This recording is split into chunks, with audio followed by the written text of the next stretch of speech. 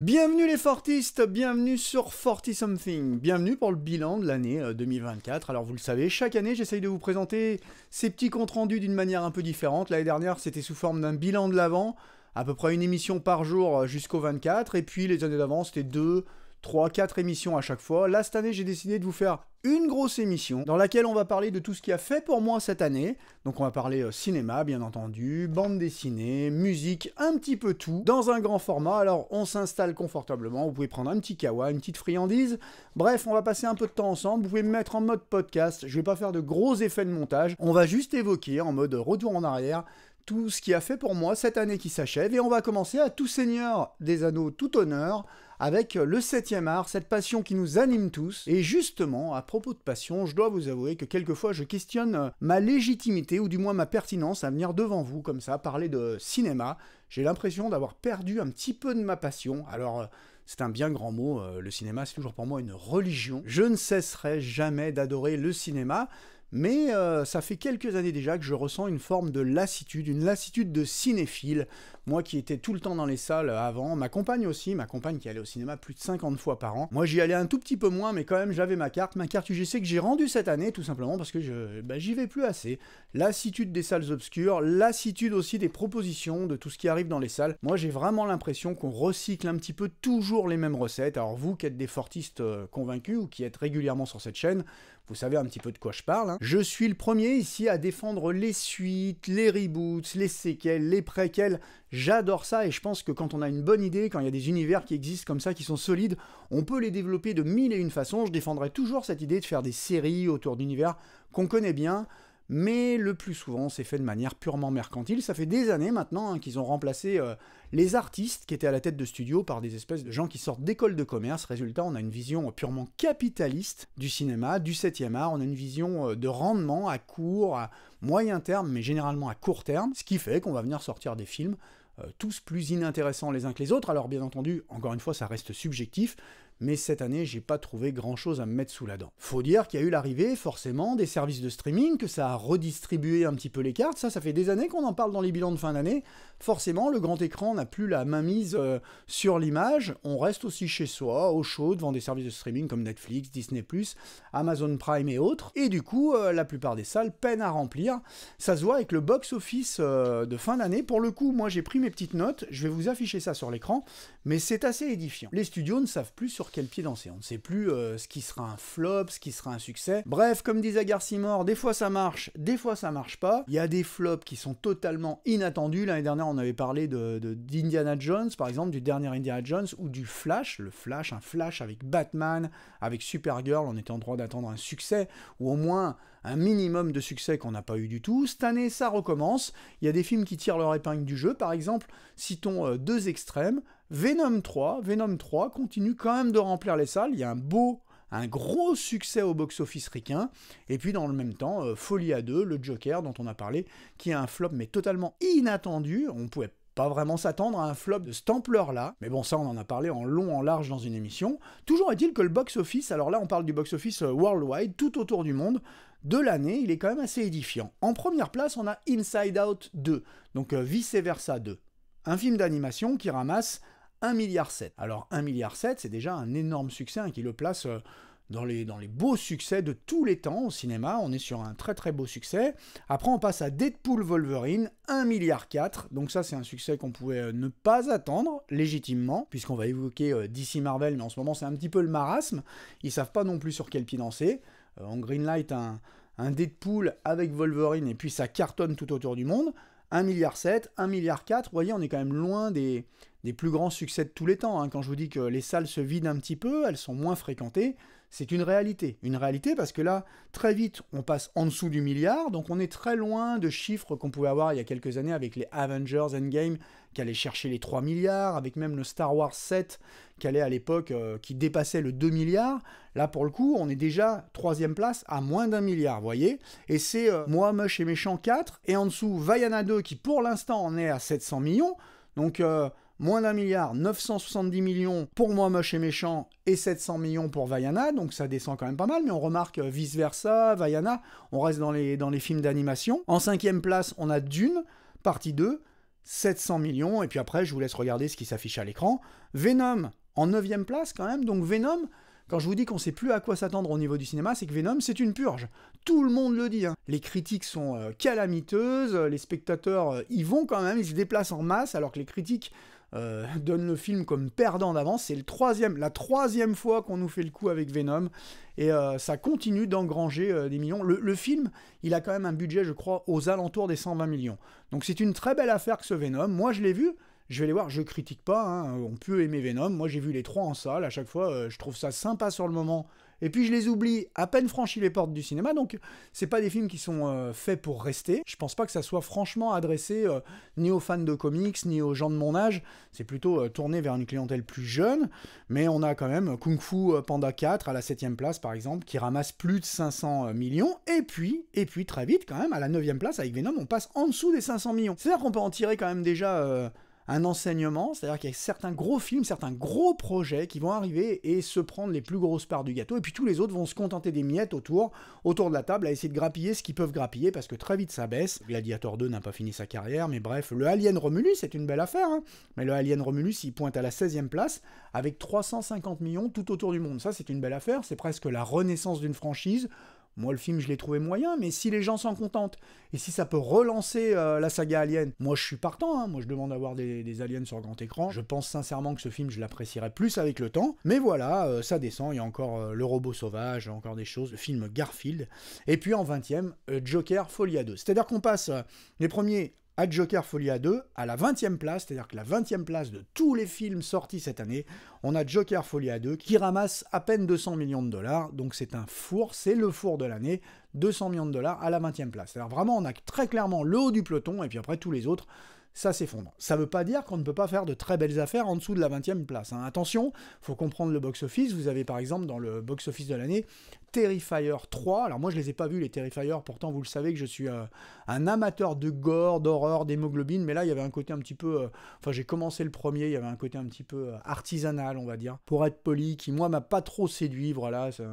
un petit côté cheap. Et moi, j'ai pas accroché des masses, mais le film, il est dans les gros succès de l'année, alors qu'il a ramassé moins de 100 millions de dollars, mais pour un tout petit budget, un micro-budget comme ça, ramasser 90 millions, je crois, tout autour du monde, c'est un gros succès. Voilà où en est le cinéma aujourd'hui. Moi, je vous le dis, je suis moins motivé à l'idée d'aller dans les salles. Alors, on va y revenir juste après. J'ai loupé tout un tas de trucs que j'attends de découvrir tranquillement chez moi. J'ai plus trop envie de me déplacer pour être déçu à peu près 2 fois sur 3. Je me souviens avec émotion quand même, et je remercie Disney de m'avoir Disney, Marvel, de m'avoir offert ces moments-là, quand on allait attendre avec ma compagne pendant 30 minutes, 45 minutes devant une salle, avec un peu de fébrilité pour découvrir un nouvel Avenger. Ça fait tellement longtemps maintenant que j'ai pas été dans une salle blindée, conquise à la cause du film, avec une salle qui vibre tout entière. Je veux dire, franchement, je pense que depuis les Avengers, j'ai pas revécu ça. Aujourd'hui, quand je me déplace, c'est pour aller dans des salles à moitié pleines ou à moitié vides, c'est selon. J'y vais moins au cinéma. C'est peut-être une erreur, hein, mais pour le coup, je prends beaucoup plus de plaisir à rester chez moi, à découvrir des films en 4K, des anciens classiques ou des choses qui pour moi sont des classiques dans des copies magnifiques, à me refaire des rétrospectives de séries, de choses comme ça. Je redécouvre des choses. Des fois, je me mets un film et je me dis « Ah, ça, c'est super ». Normalement, je vous ai parlé de The Purge. J'ai redécouvert The Purge. Je l'ai vu 4-5 fois. Et pourtant, ce film, à chaque fois, je le redécouvre et je me dis c'est quand même un grand film avec un tout petit budget. Voilà ce que je cherche en ce moment, ces petites péloches, les gros projets, ces gros tanks qui sont poussés par les géants de l'industrie. Moi, ça me touche un petit peu moins en ce moment. Et puis, il faut parler aussi quand même des anciennes gloires hein, qui sont en perdition. Le cinéma est en train de se réinventer. Les vieux laissent la place aux jeunes. Quand on voit ce que fait Stallone en ce moment, Stallone, c'est une catastrophe. Sa carrière, elle est en perdition. On n'aura plus un grand Stallone sur grand écran, je pense. En même temps, il a plus l'âge, mais bon, c'est pas une raison pour cachetonner dans des DTV ou des films tout pourris. Bref, Bruce Willis, malheureusement, il est plus en état de tourner. Stallone, lui, il passe la main. Clint Eastwood continue à faire de bons films, de grands films, mais il sera pas éternellement avec nous. Et du coup, on se contente d'effets d'annonce à chaque fois en étant excité pour des projets, en attendant de les voir débarquer. Et puis à peine ils sont débarqués, on dit ouais. Bon, vite vu, vite oublié. Là, le dernier, c'est 28 ans plus tard. Tout le monde s'excite autour du trailer de 28 ans plus tard. Et c'est bien la raison pour laquelle, sur cette chaîne, je vous fais jamais de réaction au trailer. Bien entendu, qu'en tant que fan de films de zombies, moi aussi, je suis excité par un 28 ans plus tard. Je l'attends depuis des années et des années. Vraiment, il arrive. Je sais Je suis quasiment persuadé que ça va être un bon film. Danny Boyle, j'adore. Mais malgré tout, c'est un trailer. Il n'y a pas à parler d'un trailer aujourd'hui, alors que les studios savent très bien monter des trailers efficaces qui vous donnent envie. Vous allez dans la salle, vous prenez le mur, vous êtes là, ouais, bon, voilà, c'est pas ce que j'attendais.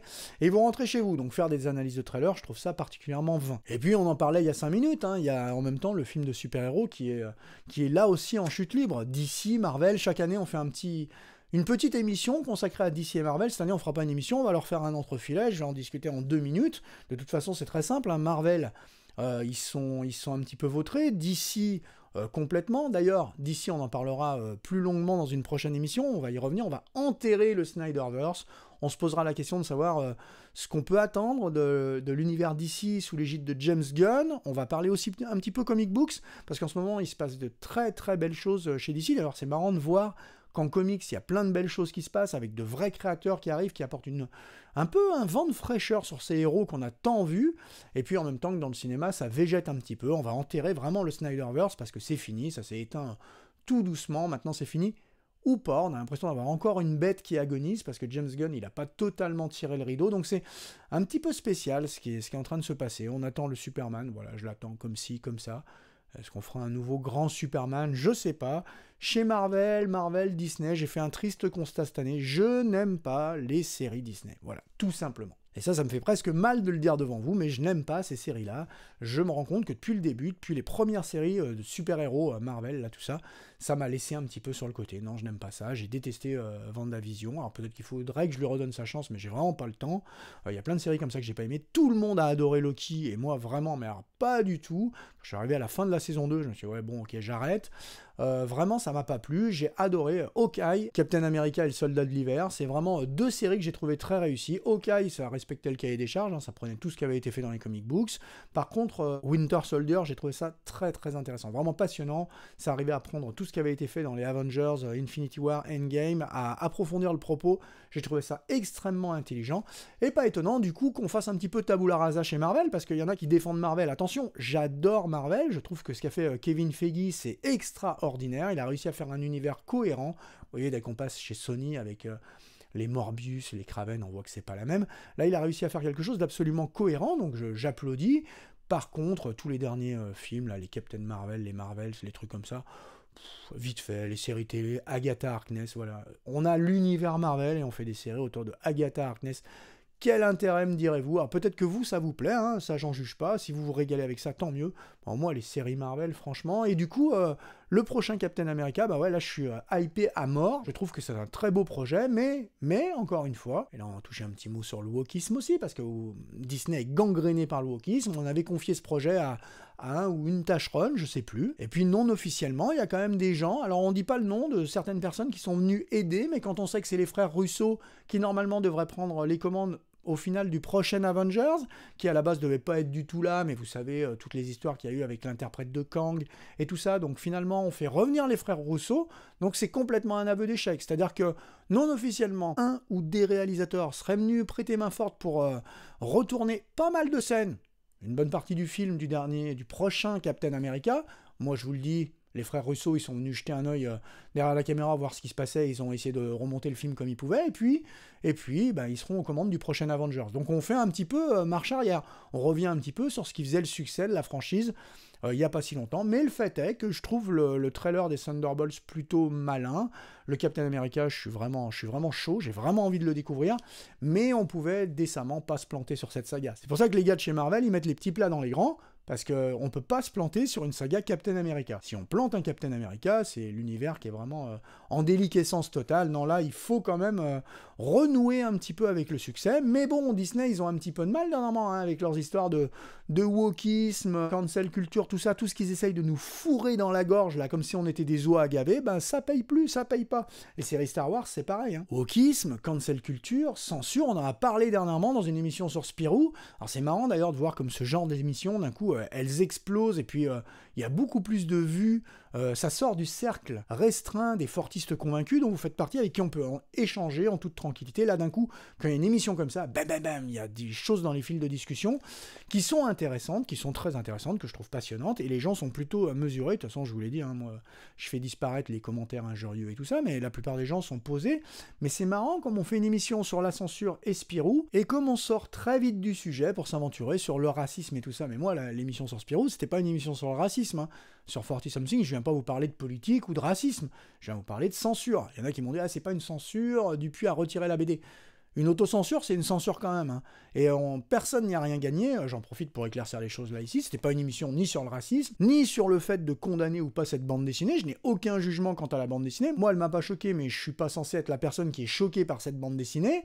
Et puis finalement, est-ce que moi je l'aurais retirée ou pas? Je l'aurais pas retirée parce que tout simplement, j'aurais aimé qu'elle soit là pour être une terre de discussion, et elle l'a pas été. Et depuis, ils ont bien fait parce qu'ils ont bien joué l'affaire. Ils ont retiré cette bande dessinée. Résultat, personne en parle. Il y a 2-3 imbéciles comme moi qui viennent en parler. On en parle un petit peu dans quelques fils de commentaires sur des micro-chaînes comme la mienne, et puis après, c'est fini. Et donc on pousse les affaires sous le tapis, on n'a pas de débat de société.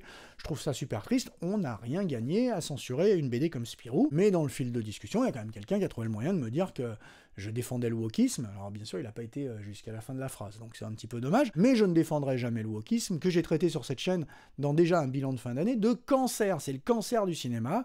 Le wokisme, c'est une horreur. On a essayé de nous pousser des choses, comme je vous l'ai dit, dans la gorge, ça ne marche pas du tout, et maintenant on essaye de pousser des choses sous le tapis. Alors Dupuis, il le fait avec Spirou, mais Disney, vous croyez qu'ils font quoi avec V-Acolyte? V-Acolyte, ça n'a pas fait une vision, ça n'a pas fait un clic. Il y en a qui essayent de militer pour une suite à V-Acolyte. Disney a annoncé qu'il n'y aurait pas de suite à V-Acolyte, il n'y aura pas de suite à V-Acolyte. Les lignes de jouets qui sont dérivées de V-Acolyte sont en train d'être enlevées. Donc c'est-à-dire qu'on a une réalisatrice qui est arrivée, qui a imposé son agenda sociétal, parce que c'est souvent ce qui se passe dans ce genre de projet, hein.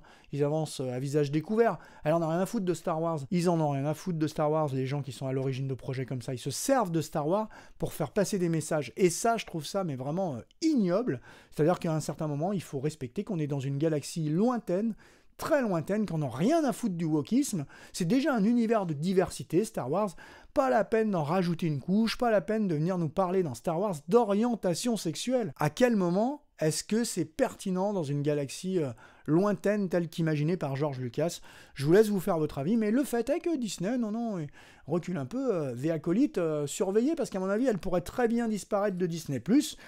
Bien entendu, au milieu de tout ça, il y a quand même des paroles qui commencent à se libérer. Je vous l'ai dit, Bob Iger de Disney qui venait s'exprimer il n'y a pas longtemps pour dire, ouais, nous, on va mettre un petit peu la pédale douce sur les messages, on va privilégier d'abord la qualité des projets. Voilà, il a essayé d'enrober les choses, mais pour lui, le wokisme, c'est un moment, quand ça fait pas d'argent, ça les intéresse pas, Disney. Ils sont pas là pour vous faire passer des messages ou pour militer pour une société meilleure, hein.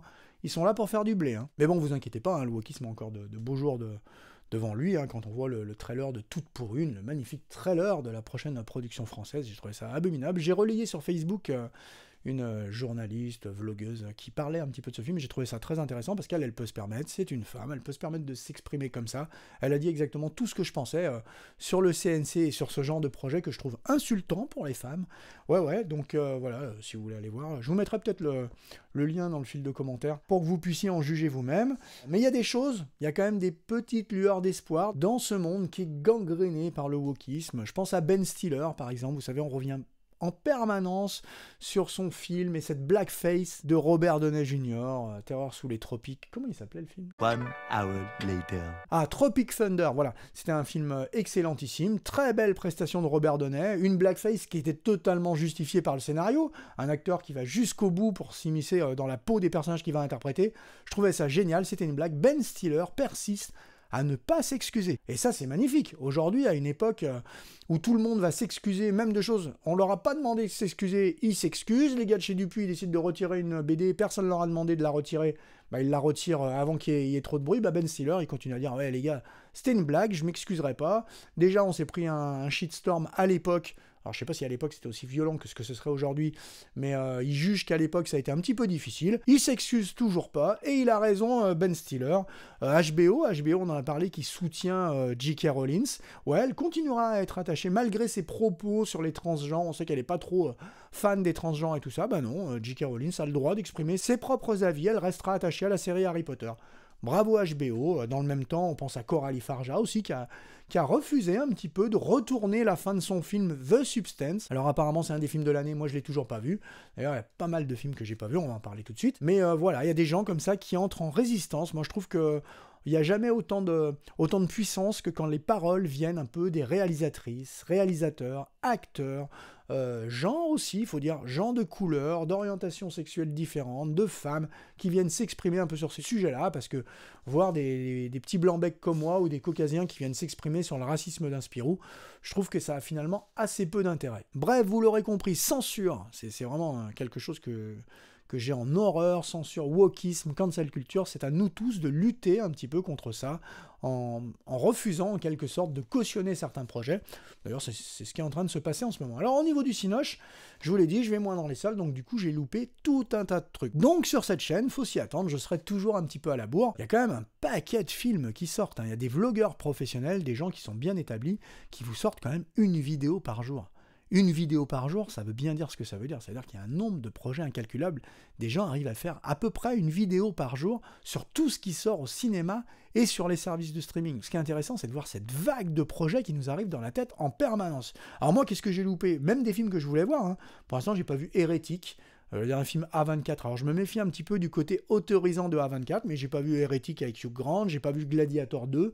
Toujours pas, pourtant je suis super motivé, mais comme en ce moment avec ma compagne on est dans Smallville, bah voilà, on n'a pas le temps de revoir le premier Gladiator, donc on verra sans doute le Gladiator 2 en 4K quand il sortira.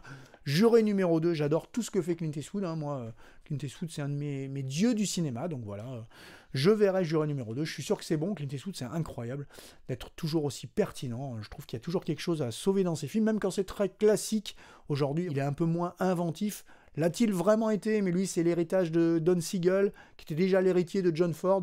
Donc, il n'a jamais été très inventif sur sa mise en scène, mais je trouve malgré tout qu'avant, il y avait quand même des petits moments de grâce. Maintenant, il y en a moins, mais les propos, eux, sont toujours percutants. Terrifier, je vous l'ai dit, j'ai pas vu Terrifier, avec son clown meurtrier. Moi, ça me branche pas trop, je pense pas que je les regarderai. Je suis un très grand fan de tout ce qui est croque-mitaine, hein. Freddy, Jason, tout ça, je les regarde, je les bouffe à toutes les sauces, mais là, il y a un côté vraiment cheap qui amuse les gens quand ils vont ensemble pour vibrer ensemble, et je trouve ça super, hein, je trouve ça super que ces films existent. Moi, ça me branche moyen. The Substance, je l'ai loupé. Je suis pas un gros fan de Coralie Farja, pas fan de sa personnalité.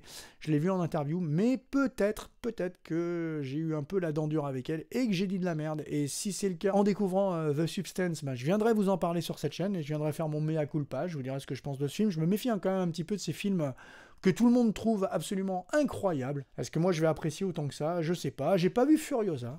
Voilà, il y a beaucoup de gens qui n'ont pas vu Furiosa parce que le film s'est un peu planté encore au box-office, hein, je vous l'ai dit, les studios savent plus quelle carte jouer, il n'y a rien qui est garanti aujourd'hui, hein. Vous arrivez avec un gros blockbuster, avec des stars en tête d'affiche, une suite d'un film qui a cartonné, vous avez mis toutes les cartes de votre côté, c'est comme au poker, vous avez rien dans la main, vous plantez. Voilà, j'ai pas vu Furiosa pour l'instant, mais je vais le voir, je suis sûr que c'est bon, mais je l'ai pas vu. Qu'est-ce que j'ai pas vu? La série Dune, ça me branche pas du tout, j'ai adoré les films, mais alors la série me tente pas du tout. La série The Penguin, le pingouin là, dans l'univers Batman, j'aime pas cette vision de Batman, donc j'adore Colin Farrell, je suis un peu tenté, mais en même temps, franchement, la série de BD, je crois que c'est Tom King et Chips Darsky qui chapeautent ça. Il y a une série de comics The Penguin que je trouve vraiment incroyable. Et là, je sais pas ce que peut donner cette série. Je vais voir, on me l'a conseillé, donc j'y jetterai peut-être un œil. Et puis, j'ai pas vu non plus Maxine. Maxine, c'est un film miraculé. Ty West, je considère pas que ce soit un magnifique réalisateur. Et Maxine, c'est un film qui vient de nulle part. On en reparlera sans doute sur cette chaîne. Une trilogie, au final, qui est arrivée, qui a gravi les étapes petit à petit, un premier petit film, puis qui a fait suffisamment de buzz pour un second film, et puis ce troisième qui est carrément sorti sur les écrans, avec des affiches sur les bus. J'ai pas compris. Moi, j'ai suivi le projet depuis le début. On en reparlera. Voilà, ça, c'est tout ce que j'ai loupé. Après, j'ai vu des choses, hein. J'ai vu Terminator 0, par exemple, la série Netflix. Tout le monde a adoré cette série. Moi, voilà, comme dirait notre bon président, ça m'en a touché une sans faire bouger l'autre. Les gens sont là en folie parce que c'est une adaptation en manga de Terminator. Ouais, ça sert pas à grand chose, en toute honnêteté. C'est pas le Terminator que moi j'aime. Je trouve pas ça extraordinaire. C'est mon avis, hein. J'ai vu des très grandes choses. Rebel Ridge, ça c'est magnifique. Jérémy Saulnier, il en a sous le pied. Je trouve qu'il fait un très très bon film. J'ai adoré. C'est plein de tension. C'est un des meilleurs films de l'année pour moi, hein. C'est vraiment un des films que j'ai préféré. Si vous me demandez sur mon top 5, par exemple, il y aurait ce film-là, Rebel Ridge.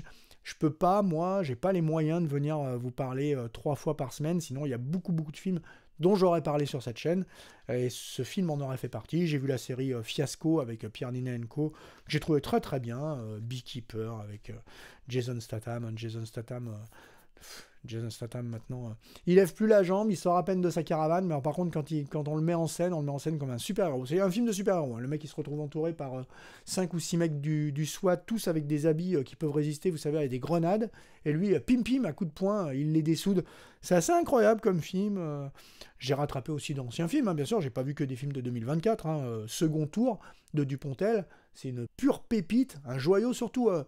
à l'époque un peu troublé politiquement qu'on vit, Second Tour, c'est un très grand film. J'ai vu Barbarian, que j'ai adoré aussi, je l'ai vu avec du retard, c'est sur les services de streaming, Netflix je crois. Barbarian, c'est un excellent film d'horreur. J'ai vu Le Fil, en avant-première, de Daniel Auteuil, en présence du réalisateur, voilà.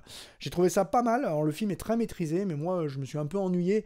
Ça parle de la condition d'avocat. C'est en fait déguisé en thriller, mais le thriller passe au second plan. On parle vraiment de la condition d'avocat et tout ça. Moi, ça m'a vite touché. J'ai vu Sous la Seine, que j'ai adoré. J'ai trouvé ça super marrant. Ultra fun, des petites pépites que tout le monde défonce parce que ce sont pas des bons films. C'est peut-être pas le meilleur film du monde, mais c'est ultra sympa. Late Night with the Devil, on en a parlé. Le dernier Planète des Singes, je trouve qu'il n'arrive pas... à renouveler totalement le truc. Il est magnifique, il est très beau, mais finalement l'histoire, elle tient sur un papier cigarette, voilà, on capitalise un petit peu sur ce qui a été fait avant. J'ai pas été passionné, c'est pas un mauvais film, c'est pas un excellent film, j'attends de voir où ils vont emmener la saga. Baby Reindeer, mon petit renne, à qui je pourrais décerner le trophée de la série la plus dérangeante de l'année, la plus malaisante, vraiment... je me tortillais sur mon siège, moi et ma compagne, ça nous a un petit peu touchés, mais pas comme une comédie sentimentale, vous voyez, on était vraiment là en train de se dire, oh, on plonge dans la glauquerie la plus crasse, c'est vraiment difficile presque à supporter cette série, vraiment, je trouve ça passionnant, parce que ça atteint exactement son but, c'est un objet qui est maîtrisé par son réalisateur, c'est vraiment bon Baby Reindeer, personnellement je la reverrai sans doute jamais, mais c'est une très bonne série si vous voulez vous mettre mal à l'aise, et puis Fall Guy, une adaptation avec Ryan Gosling et Emily Blunt de L'homme qui tombe à pic. Plutôt sympa, blindé d'action, voilà, plutôt marrant, vite fait. Le dernier Ghostbusters, j'ai trouvé sans intérêt.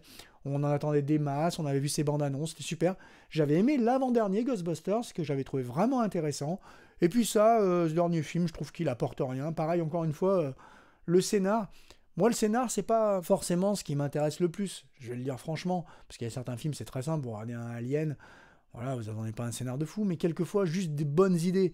Là, dans le dernier Ghostbuster, il n'y a rien du tout. Alors, il y a de très beaux effets spéciaux, les acteurs sont là, la musique est là, tout est sympa, mais... Ouais, voilà, je trouve ça un petit peu... c'est moins inventif que le film qui était venu juste avant, que je trouvais vraiment touchant, qui flirtait sur cette fibre nostalgique que j'aime bien. Le dernier Ghostbuster, j'ai pas adoré. Roadhouse, le remake qui sert à rien, mais qui est extrêmement jouissif. Moi, j'adore, de toute façon...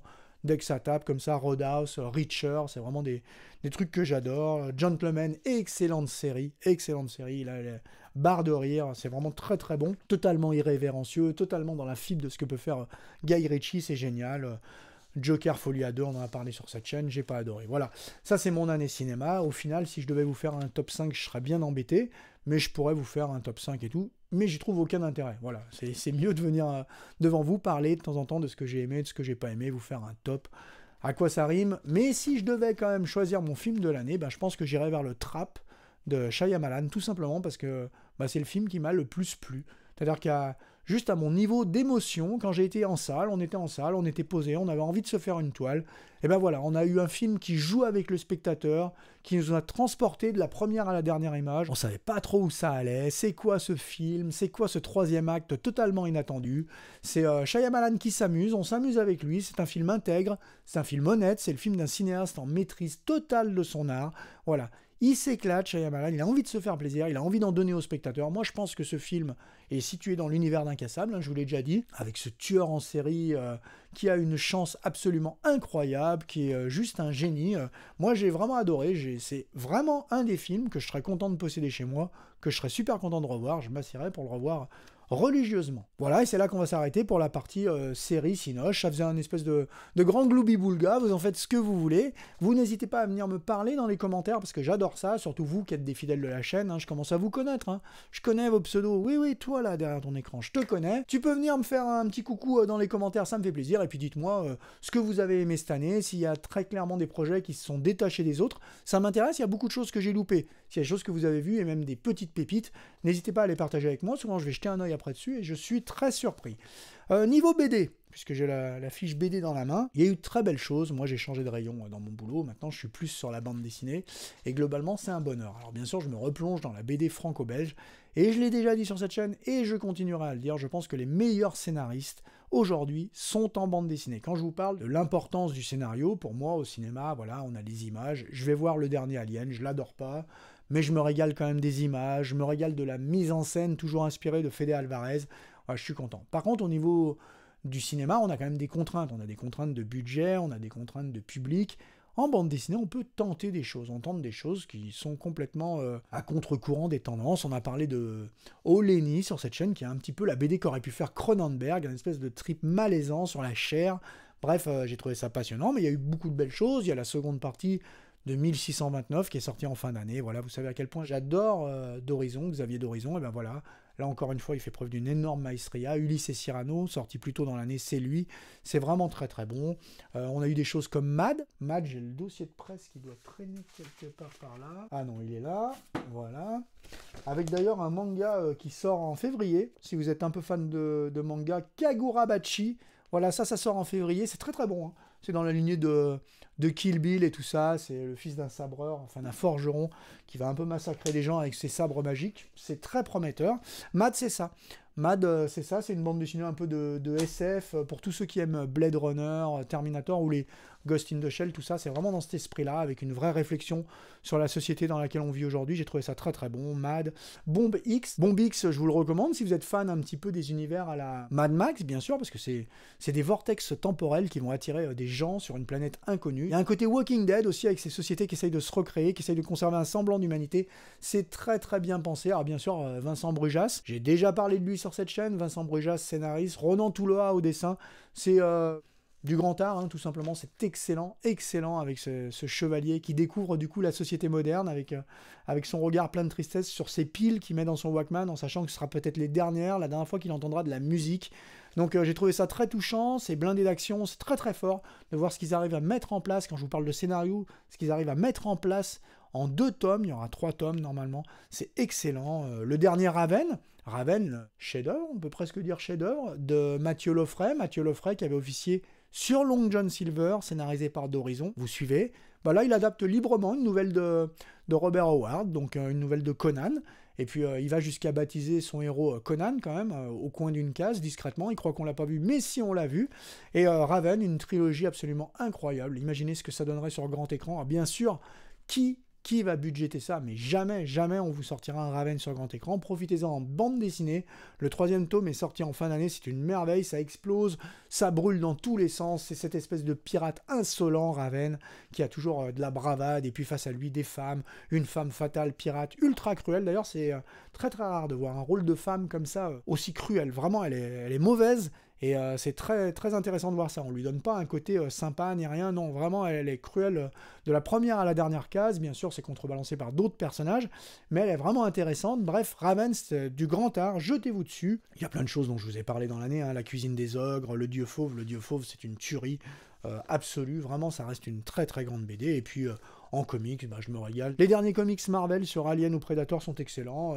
La série Nightwing, hein, si vous cherchez quelle est la meilleure série d'ici en ce moment, c'est Nightwing. Hein. Nightwing, Tom Taylor, Bruno Redondo, c'est incroyable, incroyable.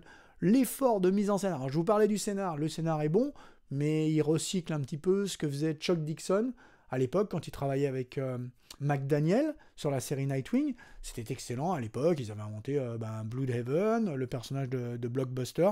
Ils avaient réinventé un peu toute cette mythologie-là. Là, on recycle, mais par contre, au niveau de la mise en scène, c'est brillant. Ils se tapent le luxe de faire un épisode, alors déjà en plan séquence. Si vous vous demandez ce que c'est qu'un épisode en plan séquence dans une bande dessinée bah, faut jeter un œil à la série Nightwing, et ils font un épisode en vue subjective qui est ni plus ni moins qu'un chef-d'œuvre. Je pense que c'est le chef-d'œuvre de Bruno Redondo. Bah, c'est cet épisode-là, en vue subjective, il y a Nightwing. La seule fois que vous verrez Nightwing dans l'épisode, c'est quand il se regarde dans un miroir, et hop, il met le masque, et ils partent sur les toits, et vous êtes au cœur de l'action, parce que tout est en vue subjective, c'est absolument incroyable. Nightwing, meilleure série d'ici du moment, hein, vous pouvez y aller les yeux fermés. C'est sorti chez nous, probablement chez Urban ou Panini, je crois que c'est chez Urban. Bref, c'est une merveille, vous pouvez y aller. Voilà, la BD, j'en parlerai de plus en plus sur cette chaîne, parce que j'aime vraiment ça, je trouve vraiment que ça abrite des pépites un petit peu partout, ça vaut vraiment le coup de s'y pencher, donc on en reparlera forcément. C'est pas des émissions qui fédèrent beaucoup, ça fait pas énormément de vues, mais les gens qui viennent échanger dans les commentaires sont passionnants, donc la BD, on en reparlera beaucoup en 2025. Et on va finir ce petit bilan par la partie musique. Alors cette année, j'ai beaucoup vu de choses, ouais, parce que j'ai vu beaucoup de concerts. Alors je me rends compte, c'est un petit peu la même réflexion que je me fais avec le cinéma, c'est-à-dire que j'ai perdu un petit peu de mon émotion, tout ce qui sort aujourd'hui en musique. Voilà, j'entends des discussions un petit peu partout sur des vlogs, je suis énormément de vlogs de guitare, de musique. Beaucoup de gens se posent la question de savoir si c'était mieux avant.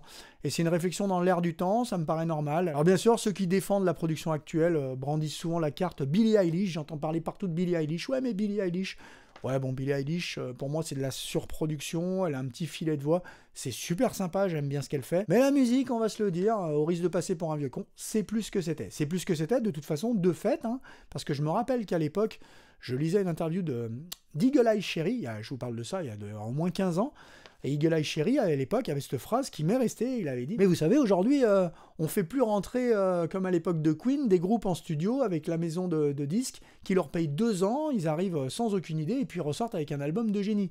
Ça, c'est fini. » Effectivement, tout le monde aujourd'hui peut faire un album chez lui tranquillement. Moi, si je voulais, si j'avais le talent, eh ben, je pourrais, chez moi, sortir un album avec le maigre matos que j'ai, hein, si j'avais vraiment l'envie de m'y mettre et de savoir faire, je pourrais sortir un album. Il serait peut-être tout pourri, hein, parce que j'ai pas ce talent-là, mais je veux dire, tout le monde peut faire de la production avec un maigre budget.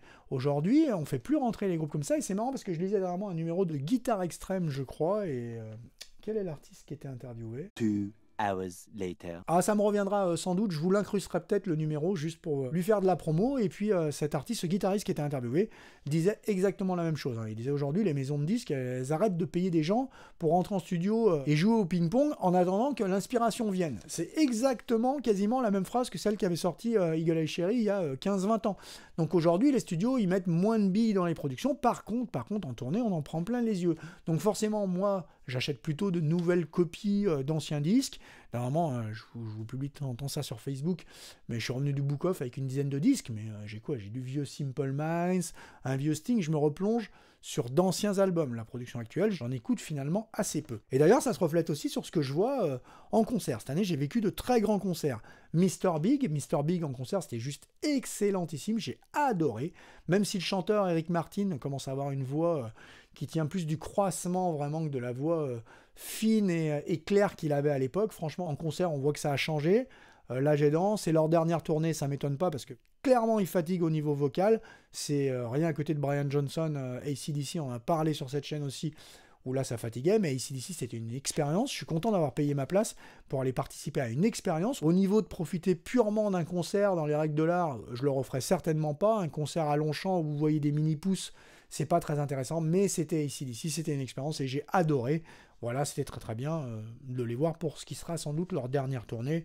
Voilà, au niveau disque, d'ailleurs, j'ai écouté le dernier Slash, j'en ai parlé sur cette chaîne. Alors, les émissions n'ont pas marché parce que le son était pourri, ma caméra avait planté, mais le dernier Slash, par exemple, c'est un des derniers bons disques que j'ai écouté, un disque où il fait des reprises de blues. Ça marche très fort. Mr. Big en concert, c'était vraiment bien, et j'ai adoré leurs prestations. J'ai trouvé que c'était généreux avec le public. Paul Gilbert, il est toujours en forme, c'est un guitariste de génie. Franchement, on voit des gens qui sont en maîtrise de leur art. Ça m'a rappelé un petit peu ce qu'avait fait Extreme. Alors, j'ai préféré la prestation d'Extreme, mais Mr. Big, c'était très bon. J'ai vu de très grands concerts que j'ai vraiment pris comme ça frontalement. Bryan Adams, je le vois à chaque fois, c'est peut-être mon chanteur favori, c'est l'un de mes artistes préférés, sans doute mon artiste préféré.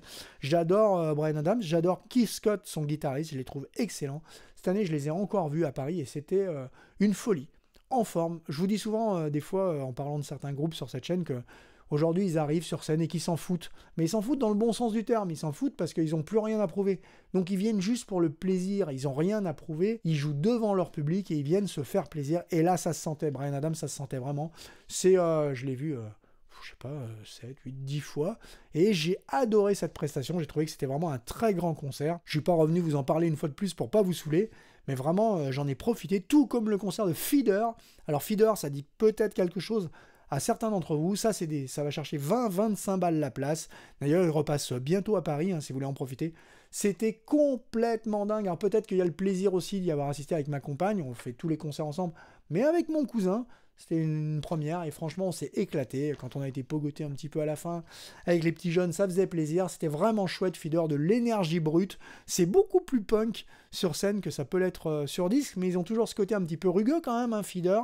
C'était vraiment excellent. J'ai adoré ce concert. Tout comme le concert d'Alice Cooper. Alors Alice Cooper, j'en attendais rien. Et un collègue de boulot, mon ami John, j'espère qu'il viendra un jour parler avec moi sur cette chaîne, qui est un grand connaisseur de musique, et ben il m'a traîné le voir, il m'a dit ah je vais voir Alice Cooper, ça te tente, tiens pourquoi pas. Et on y a été, j'en attendais pas grand chose, si ce n'est de voir Nita Strauss enfin en chair et en os, j'adore cette guitariste, et là pour le coup j'en ai pris mais plein les yeux. Je m'attendais pas du tout à ça, hein. Le rideau est tombé, il y avait de la scénographie, c'était Alice Cooper qui était jugée là, donc il y avait des tribunes sur les côtés, ça envoyait vraiment du lourd au niveau des guitaristes, bah, c'est excellent, il y a quand même 3 guitaristes, et franchement, ils se partagent la scène à jeu égal, c'est incroyable. Et Alice Cooper, toujours en grande forme, hein. Pourtant il est plus tout jeune, il fait un peu le maître de cérémonie, il bouge quand il faut bouger, donc il est encore totalement pertinent à son âge.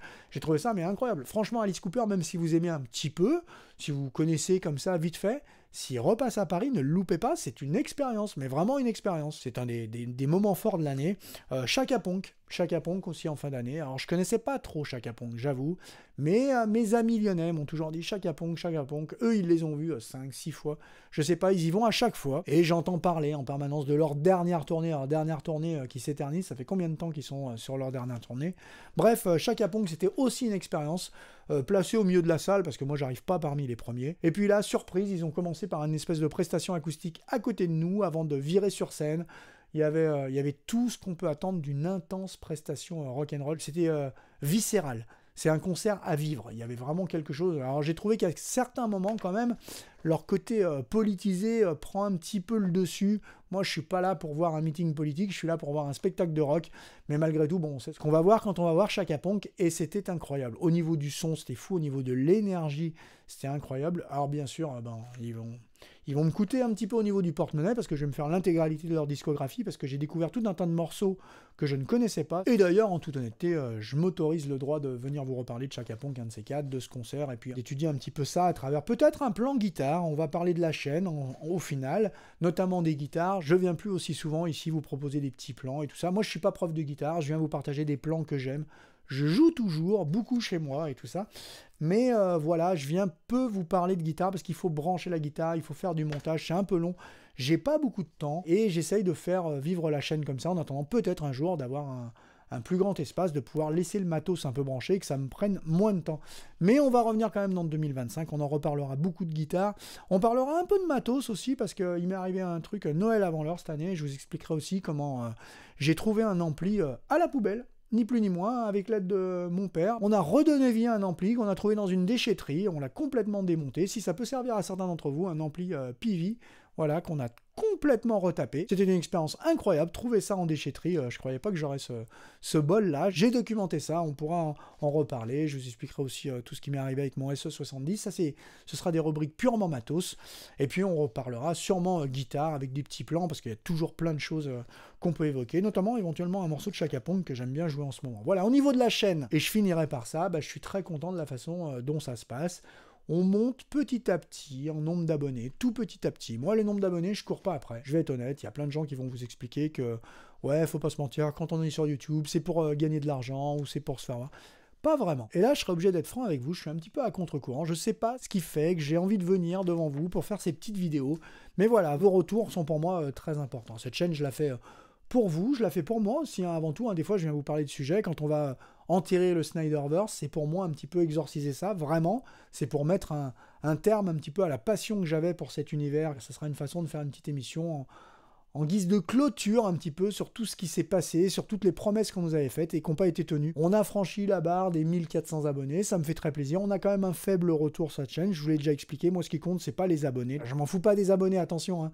Je suis très sensible à la confiance que vous m'accordez quand vous êtes abonné, quand vous venez me laisser des commentaires, quand vous me laissez des pouces, bah, ça me touche beaucoup. Les pouces, je peux pas voir qui les laisse, je peux pas vous remercier ici, mais je vous remercie quand même d'être là, et surtout les commentaires, ça me fait plaisir quand je vous vois revenir, quand j'échange avec vous autour de sujets précis, que vous me faites découvrir des choses, que vous me faites des fois changer un petit peu de point de vue sur certaines choses, ben, c'est super important pour moi, et c'est vraiment pour ça que je fais 40 Something. Voilà, j'espère que la prise de son aura tenu jusque-là et qu'elle ne sera pas arrêtée. C'est rare que je fasse une émission aussi longue. Voilà, normalement, on est dans les temps. J'espère que ça va bien se passer. Il ne me reste plus qu'à vous souhaiter une très belle et bonne année. Profitez de tout comme d'habitude. Je vous envoie toujours ce genre de message, mais je le pense sincèrement, soyez curieux. Aujourd'hui, ce qui nous divise tous, ce qui fait qu'on se parle de moins en moins, c'est que chacun est dans son précaré. Non, il faut faire tomber un petit peu les barrières, là. Tomber un petit peu les barbelés et aller voir ce qui se passe chez les autres, ce qu'on a à nous proposer. Arrêtons d'avoir des œillères, et je parle même pour moi, hein. Essayons d'aller voir un petit peu d'autres styles musicaux, d'autres styles de cinéma. Dernièrement, j'ai vu, grâce à des amis à Rouen, un film d'Ozu. Voilà, et essayons d'autres choses, tous pour être un petit peu plus curieux. Arrêtons d'être enfermés dans le marasme dans lequel nos politiciens détestés là, essayent de nous enfermer, de tous nous diviser. Non, il faut qu'on retrouve un petit peu le chemin de la curiosité, de la culture. Voilà, c'est ça qui va nous unir. Et c'est sur ces belles paroles philosophiques que je vous souhaite encore une fois une belle année. Et que je vous dis, bah, comme toujours, à la prochaine. Ce sera très bientôt, mais pas avant le 1er. Et ce sera sur cette même chaîne. Ciao!